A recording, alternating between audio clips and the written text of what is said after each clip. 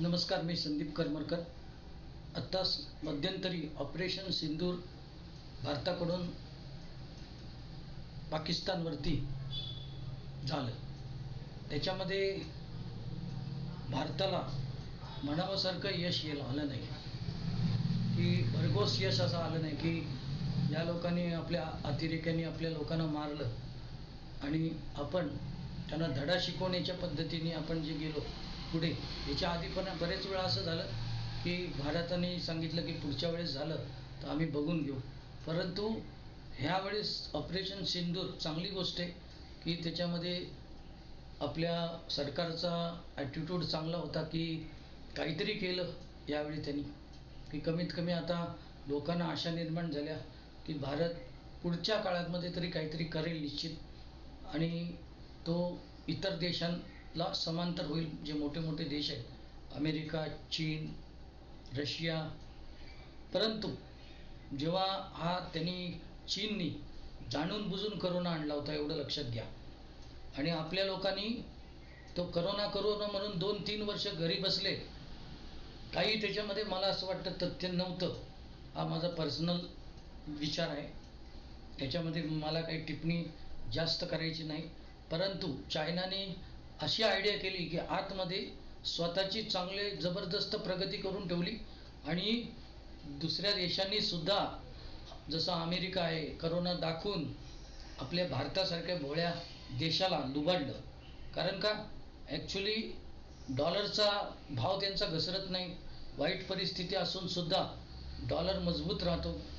आणि आपलं काही इन्सिडेंट झाला की डॉलर आपला म्हणजे रुपीज जो आहे तो आपला 60वरनं 70, 70वरनं 80, 80-90 असं वरती चाललेला आहे. ही एक चिंतेची गोष्ट आहे. आणि भारतामध्ये सोनं कुजून ठेवलेलं आहे.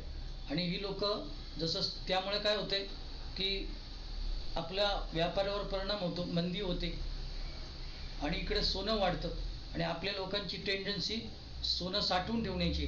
ते खुश होतात, लाख रुपये सोनं झालं. पण देशाचं काय चाललंय ते बघा. तुमचं सोनं वाढलं परंतु देश प्रगती करतोय की नाही बघा. तर सगळ्यात वर्स्ट सिच्युएशन अशी होती की करोना लादला गेला. भारताने अतिशय असं दाखवलं की काटेकोरपणे मी करते, आणि त्याच्यामध्ये जे लोक राजकीय लोक आहेत त्यांनी खूप फायदा घेतला त्याचा, आणि सामान्य लोकांचं मात्र खूप हाल केले. इकॉनॉमी आपली हजारो करोडनी नुकसानीत झाली. त्या करोनाचा काहीतरी असा उपाय होता की असं बंद ठेवून मंदिरं बंद ठेवली, शाळा बंद ठेवल्या, कॉलेज बंद ठेवली, युवा पिढी पूर्ण बर्बाद केली त्यांनी. तर ह्याच्यामध्ये काय होते की चायनाने बरोबर त्याचा खेळ केला, आणि हेच आता सिंदूर ऑपरेशनमध्ये दिसलं. यांनी 2 वर्षात 3 वर्षात आपल्याला अज्ञानात ठेवून त्यांनी प्रगती केली. याच्यापुढे माझी विनंती आहे की आपल्या देशात काय होतं ते बघा, दुसऱ्या देशात बघू नका.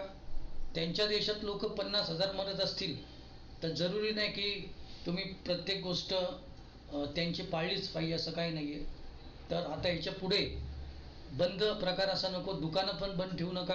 कुठलेही राजकीय लोकांनी आवाहन करू नये दुकानं बंद ठेवावी, त्यांनी इकॉनॉमीवर परिणाम होतो.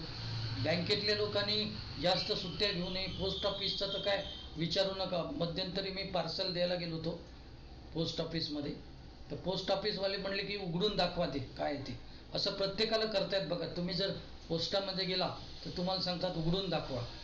त्यांच्याकडे मेटल डिटेक्टर नाही, आणि प्रत्येक माणूस काय बॉम्ब ठेवणार आहे का त्याच्यामध्ये, आणि बॉम्ब ठेवून त्यामुळे काय होते, व्यापार ठप्प होतोय.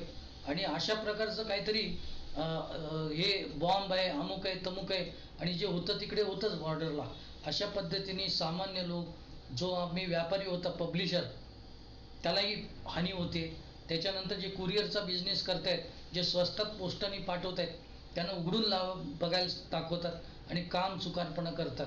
त्यामुळे हे सरकारी जी बाबू लोक आहेत त्यांच्यामुळे अजून देश खाली खाली चालला आहे. तर माझं आव्हान आहे की सर्व लोकांना की कमीत कमी सुट्ट्या घ्या, काम जास्त करा, देशाचा विकास करा. आणि आता मी शेअर मार्केटकडे वळतो. एक ब्लू स्टार कंपनी म्हणून कंपनी NSEला लिस्टेड आहे. त्याचा 1540 रुपये शेअर चाललेला आहे. तो माझ्या मते एक 10-15 दिवसात एक 20 ते 30 रुपयापर्यंत किंवा 15 ते 30 पर्यंत अपसाईड होऊ शकते. तर तो तुम्हाला काय वाटतं त्याच्याबद्दल आम्हाला तुम्ही कॉमेंट करा.